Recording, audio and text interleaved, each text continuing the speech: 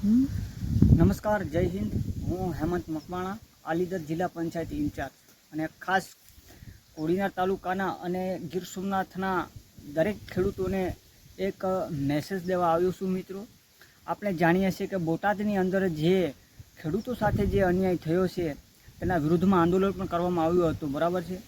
અને આ ઘટના બીજી વાર કોઈ પણ ગુજરાતની એપીએમસીમાં ન બને તેના માટે આમ આદમી પાર્ટી દ્વારા દરેક એપીએમસીની અંદર જે પણ ખેડૂત સાથે અન્યાય થતો હોય તો તે એક અમારી આમ આદમી પાર્ટી દ્વારા એક નંબર છે તે જાહેર કરવામાં આવ્યો છે. તેના ઉપર વોટ્સએપ મેસેજ કરી અથવા તો કોલ કરી અને અમને માહિતી આપી શકો છો મિત્રો.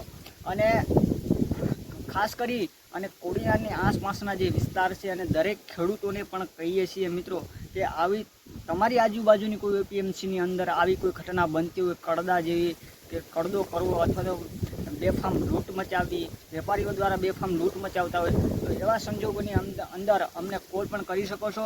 અને ખાસ કરીને કોડીનારથી અથવા ગીર સોમનાથ, ઉના, બરાબર છે, અને ગઢડા દરેક એપીએમસીની અંદર છે તે નંબર અમારો જાહેર કરવામાં આવ્યો છે મિત્રો.